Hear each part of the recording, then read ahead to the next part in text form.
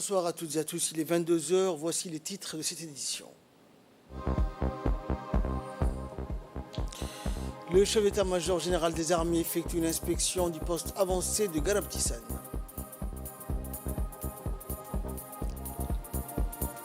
Et en Ouganda, la crainte d'Ebola dans les écoles après la mort d'un élève.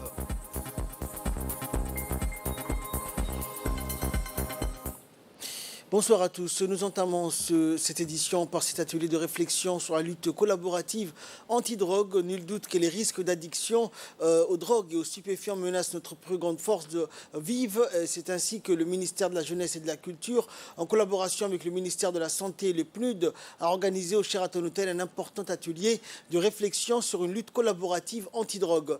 En effet, la drogue est un fléau, source de délinquance juvénile, de déperdition, de décrochage scolaire et d'autres mots dont sont victimes aujourd'hui nos jeunes.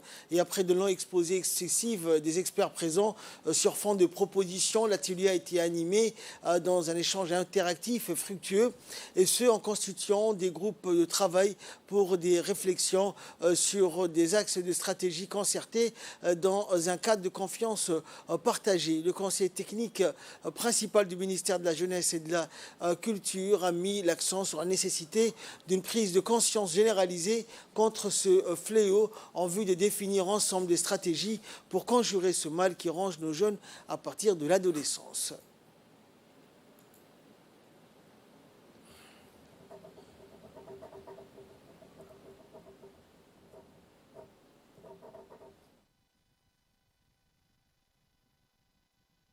Mesdames et Messieurs, les points focaux des institutions nationales de la société civile ainsi qu'experts dans le domaine des drogues, Mesdames et Messieurs le représentant du système des Nations Unies, Mesdames et Messieurs les membres de la société civile, c'est pour moi un plaisir aujourd'hui de m'exprimer au nom de Son Excellence Madame la ministre de la Jeunesse et de la Culture, Dr Hiba Moumen Assowe, pour vous d'abord remercier dans un premier temps d'avoir répondu à notre invitation pour votre participation à cet atelier qui concerne toutes les institutions, mais toute la population et la communauté internationale également. En effet, cet atelier s'inscrit dans le cadre des travaux de la Commission nationale de lutte anti-drogue. C'est un atelier de réflexion sur les voies et moyens de résorber l'usage et les impacts négatifs du fléau sur la santé physique et mentale de nos jeunes. Et de son côté, la ministre de la Jeunesse et de la Culture, Dr Hiba Moumen Assowe, s'est dit espérer que cet atelier de réflexion sur une lutte collaborative anti-drogue pose des jalons d'une authentique lutte contre ce fléau endémique. On l'écoute. Votre présence à cet atelier de réflexion sur une lutte collaborative anti-drogue témoigne d'une volonté de contribuer pour la réussite d'une noble cause, car lutter contre l'addiction à la drogue est un combat national de premier plan, dans les perspectives de stratégie visant à prémunir nos jeunes de sirènes de la délinquance. Donc je vous assure, c'est vraiment inscrit dans nos disons, attributions, donc je tiens à le confirmer, c'est vraiment notre bataille aussi, en tant que département de la jeunesse. Donc en effet, la drogue est un fléau mondial, source de délinquance juvénile, de déperdition, des décrochages scolaires et d'autres maux, dont sont victimes aujourd'hui nos jeunes, beaucoup plus qu'hier. Ça, il faut le reconnaître, c'est pas que je suis nostalgique, mais c'est le fait qui le démontre et les chiffres. Nul doute que le risque d'addiction aux drogues et aux stupéfiants menace notre plus grande force vive, avec pour conséquence directe l'aménuissement de son propre épanouissement et indirectement, bien sûr, la perte de ses apports au développement durable. Un handicap qui, certes, impacte fortement toutes les initiatives prometteuses destinées particulièrement à l'intégration socio-économique et culturelle de nos jeunes ici à Djibouti. Et c'est parce que nous voulons sortir nos jeunes de la menace de ces fléaux et les rassurer à un avenir meilleur que nous devons agir en synergie. Je tiens vraiment à le préciser, en synergie. Et c'est concerté pour définir un programme d'action commun afin d'atteindre des résultats plus efficients à court terme même. Vous l'aurez compris, le défi est d'agir ensemble, parce que chacun agit dans son secteur, dans son paramètre, mais le défi que nous voulons relever, c'est d'agir ensemble, en mutualisant nos forces, en accordant nos violents en matière de lutte anti-drogue, et faire front commun, de sorte que tous les acteurs interagissent et travaillent ensemble. C'est cet objectif collaboratif que le département de la jeunesse souhaite atteindre avec toutes les exigences que ça suppose de cohérence, de coordination, mais surtout de rationalisation des moyens. Et c'est conformément aux vœux de son Excellence, le Président de la République, M. Ismaël Mrguele, porte-étendard de la promotion et de l'épanouissement de la jeunesse, et qui souhaite ne laisser aucun Djiboutien de côté. Donc cet atelier est, à n'en point douter, un premier pas vers la concrétisation de cette lutte collaborative qui nous permettra d'associer nos énergies pour un meilleur résultat. En nouvelle nationale toujours, dans le cadre de la mise en œuvre de la Semaine nationale de l'environnement, le ministère de l'Environnement et du Développement durable a organisé donc la journée de clôture de la Semaine nationale au refuge des camps. La dite journée avait pour objectif de faire un récapitulatif de tous les événements qui ont eu lieu lors de cette semaine. Et lors de leurs différentes interventions, le secrétaire général du ministère de l'Environnement a déclaré que la protection et la préservation de l'environnement et de la biodiversité constituaient un moyen de limiter les émissions de gaz à effet de serre à l'origine du réchauffement climatique. La représentante résidente du PNUD a félicité de son côté le ministère de l'Environnement et du Développement durable, l'initiative de cette semaine nationale, et a souligné donc que les organismes des Nations Unies contribueront donc au renforcement et à l'appui de la République de Djibouti face à la lutte contre le changement climatique. Il y a 50 ans ou 100 ans, avant que la ville ne se développe. Donc quand on parle de biodiversité et d'environnement, ici même, vous avez un exemple concret de ce que peut apporter la protection de la nature en termes de biodiversité et de lutte contre le changement climatique, puisque ce sont les mots qui sont à la mode en ce moment. Le changement climatique, ça commence par les plantations d'arbres et la préservation des arbres qui permettent d'avoir de la pluie et de l'eau. Et ça, c'est un phénomène naturel connu qu'il faut préserver en plantant le plus d'arbres possible et en préservant ceux qui existent. Et de son côté, la représentante résidente du PNUD à Djibouti a souligné que les organismes des Nations Unies donc contribuent au renforcement et l'appui de Djibouti face à la lutte contre le changement climatique. On l'écoute. Un honneur et une joie de participer à cette cérémonie qui marque la fin de la Semaine de l'environnement. Nous sommes heureux au niveau du programme des Nations Unies pour le développement et des partenaires du système des Nations Unies d'être aux côtés du ministère et de nos partenaires de la société civile et des autres acteurs non étatiques pour clôturer cette semaine qui a été marquée par plusieurs événements. D'abord un lancement au plus haut niveau avec son Excellence Monsieur le Premier ministre et le ministre de l'Environnement et ses collègues. Et nous avons eu plusieurs activités au cours de la semaine dans plusieurs régions du pays. Et aujourd'hui, nous sommes à cette étape donc de clôture. Et nous nous réjouissons en tant que PNUD d'avoir été associés à cet important événement. Je pense que c'est la première semaine organisée au niveau que semaine de la COP, c'est symbolique pour matérialiser l'importance de la question et également de la lutte contre le changement climatique. Les deux sont liés et nous montrer que c'est possible avec nos actions humaines de préserver le peu de patrimoine que nous avons et de pouvoir en bénéficier nous-mêmes, mais aussi de penser à nos enfants et aux générations futures. Et de son côté, le secrétaire général du ministère de l'Environnement, Dina Abdallah Omar, a indiqué que la protection et la préservation de la biodiversité constituaient un moyen de limiter les émissions de gaz à effet de serre. Djibouti organise une semaine nationale de l'environnement et nous allons continuer chaque année à célébrer cet événement. Pourquoi la semaine nationale de l'environnement? C'est pour sensibiliser la population, que ce soit les jeunes, les femmes, la société civile, le secteur privé, à l'importance de la protection de l'environnement.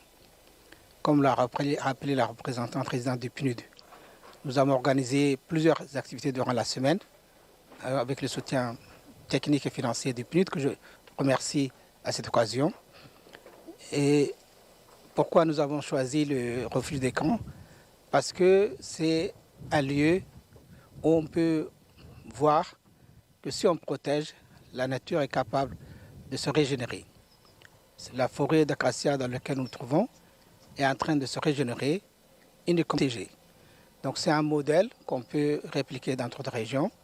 C'est aussi un lieu d'éducation à l'environnement pour les jeunes, puisque beaucoup d'écoliers viennent visiter ce centre dans lequel il y a non seulement espèces qu'on aura l'occasion de voir lorsqu'on va visiter le site. Et si on cherche à protéger l'environnement, c'est pour l'intérêt de tout le monde. Parce que sans l'environnement, il n'y a pas une vie possible. C'est tout ce que nous consommons, que ce soit l'eau, que ce soit l'alimentation, que ce soit même l'air que nous respirons, nous vient de la nature. Donc on doit respecter la nature dans notre propre intérêt. Les partis politiques fêtent les 20 ans du multipartisme. En 2002, Djibouti avait fait un grand pas vers la démocratie avec le multipartisme intégral et la rentrée également des partis de l'opposition dans la sphère politique. Et c'est en ce sens que l'UDJ, l'Union pour la démocratie et la justice, parti de l'opposition légale à Djibouti, a pris l'initiative d'organiser un forum sur le multipartisme à Djibouti.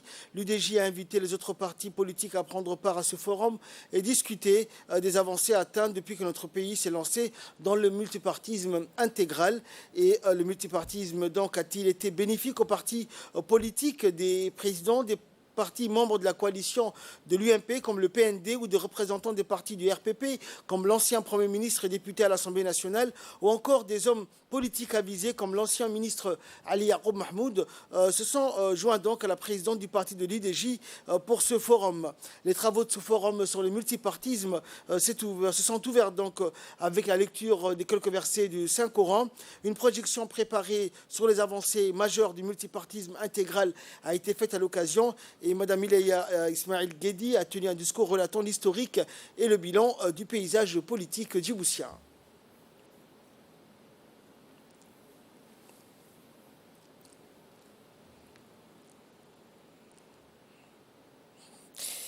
Et dans son mot de bienvenue, Mme Ileya Ismail Guedi donc a rappelé le pourquoi de la tenue de ce forum. On l'écoute. D'ouvrir aujourd'hui les travaux du Forum national sur le multipartisme intégral. Ce forum est en effet une occasion de mieux appréhender les termes du débat sur les thèmes de la démocratie dans notre République. Dépasser le stade de l'incantation, l'imprécation et de la polémique, structurer les échanges autour de la majorité et l'opposition, préciser les lignes de partage. J'espère que ce forum permettra ainsi d'identifier ce qui, justement, fait débat. Le moment de cet échange est également important parce que nous disposons aujourd'hui et de façon concomitante de 3 leviers essentiels de l'avancée de la démocratie.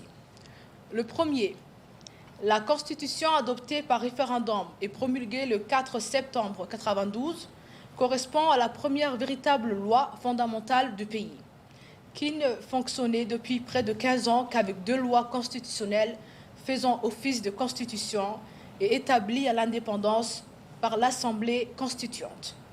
Elle représente une étape importante, franchie par la République de Djibouti dans son cheminement vers une démocratie pluraliste, en mettant notamment fin au régime du parti unique dans un contexte continental dominé par l'appel de la Baule et l'ouverture démocratique, mais aussi la volonté de trouver une issue favorable à la crise interne que connaît le pays.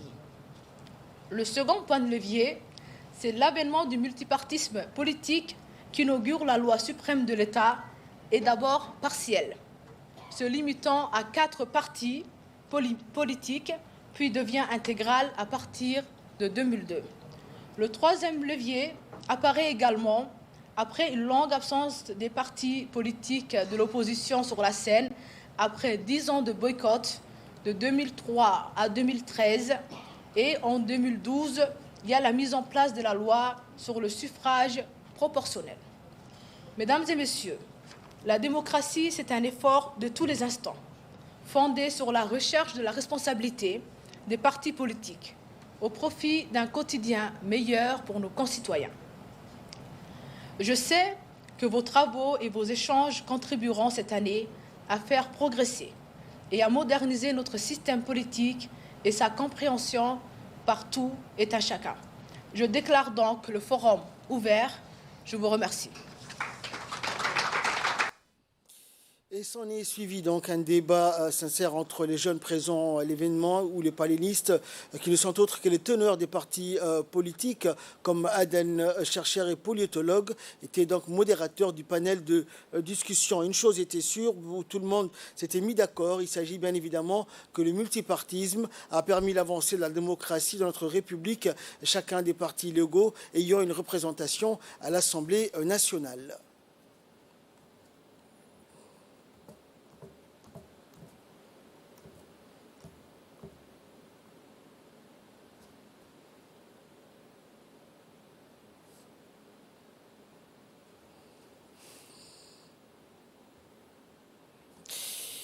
Et alors que les manœuvres, missions de reconnaissance et de ratissage s'intensifient secteur ouest et nord-ouest du pays, le général de corps d'armée, Zakaria Cheikh Ibrahim, et le général de brigade Tahir Ali Mohamed ont mené à l'aube du 29 octobre une mission d'inspection des postes avancés de Garabtissan, de Bouya et de Dorra.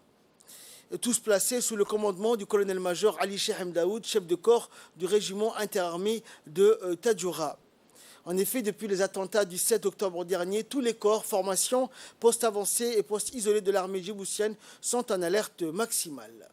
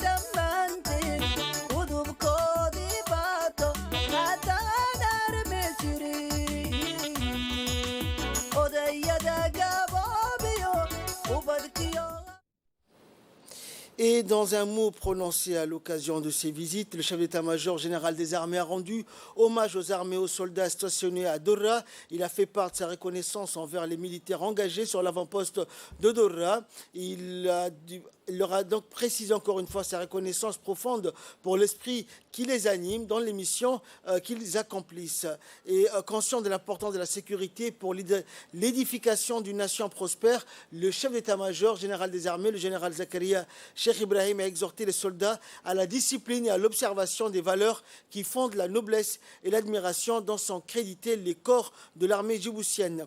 Nous ne devons pas oublier, a-t-il indiqué, ceux qui ont été tués à Garabtissan. Nous devons témoigner à nos blessés, à leurs familles, aux familles endeuillées, notre respect, notre solidarité, notre amitié. Il va de notre responsabilité de trouver ceux qui ont fait cela et les traduire en justice, a-t-il indiqué.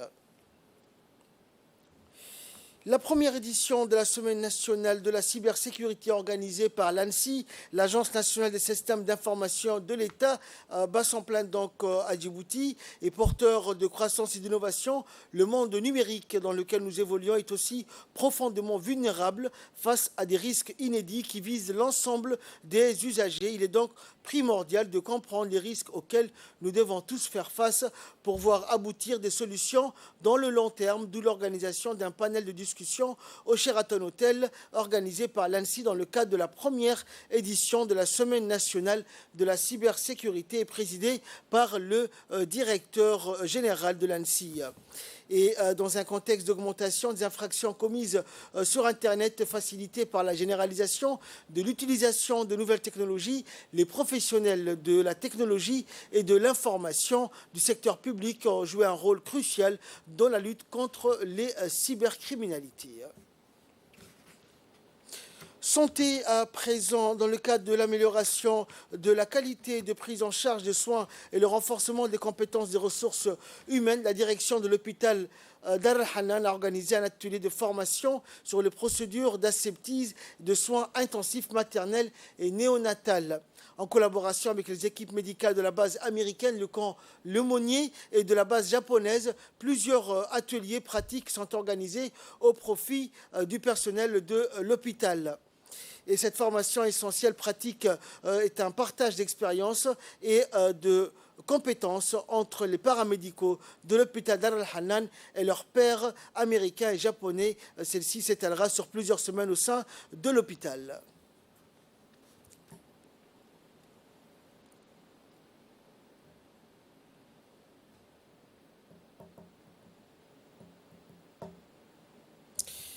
Dans le cadre du projet Mon école à moi, la première journée citoyenne de l'année scolaire 2022-2023 a démarré aujourd'hui dans tous les établissements scolaires de la capitale et des régions de l'intérieur. Cette journée a mobilisé les parents d'élèves, les enseignants, les élèves et de nombreux volontaires qui sont venus prêter main forte aux opérations de nettoyage, mais aussi la sensibilisation aux valeurs civiques et citoyennes. Les activités prévues se sont articulées autour d'une thématique centrale, à savoir l'éducation et la culture de la paix, l'appropriation des valeurs citoyennes et patriotiques en marge des activités de nettoyage, de jardinage.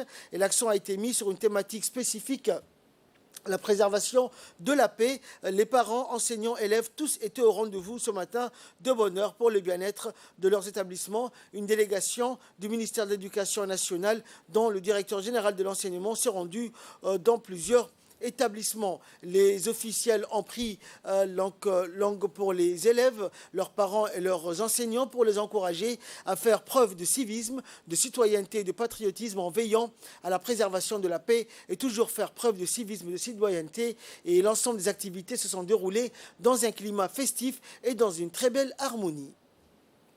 Des ministères d'aménager un terrain pour les élèves de 6e. Et Inch'Allah, dès la reprise des vacances de 8 jours, c'est-à-dire le 6 novembre, les élèves de 6e année vont jouer ici les PS dans leur collège de Douglé. Ces élèves qui vont à Fukizawa rencontrent beaucoup de problèmes. Donc nous avons décidé définitivement, avec la direction du ministère, d'aménager une RDG pour les classes de 6e cette année. Si nous pouvons accueillir encore les 6e à 7e, on verra, Inch'Allah. Nous remercions beaucoup le ministère de l'Éducation nationale, nous remercions l'APE. Et enfin, pour clore l'actualité nationale, la commune de Boulaos, en collaboration avec la sous-préfecture du 2e arrondissement, a organisé une vaste opération de sensibilisation à la journée d'action citoyenne dans les différents quartiers de la commune de Boulaos. Cette journée de nettoyage a vu la participation du sous-préfet du 2e arrondissement, Haïbé Hared, et du vice-président de la commune, Ali Adaoué, a vu la participation des élus locaux, les associations et de la société civile. Cette journée de nettoyage s'inscrit dans le cadre du programme de Djibouti Ville propre et verte. Actualité internationale à présent en Ouganda, la crainte d'Ebola dans les écoles après la mort d'un élève. Cette école primaire située à Kampala est fermée depuis la mort d'un écolier il y a quelques jours. Il avait été contaminé par le virus Ebola dont le nombre de cas est en augmentation depuis des mois. Plusieurs enfants dans différentes écoles du quartier ont eux aussi été infectés. L'épidémie a suscité des craintes parmi les personnes qui vivent près de ces écoles. Le directeur de cet établissement a remarqué que certains habitants évitaient même de croiser le personnel enseignant. Selon les autorités ougandaises, au moins 31 personnes seraient mortes et plus de 109 autres ont été testées positifs au virus Ebola. C'est tout pour cette édition. Merci à vous de nous avoir suivis.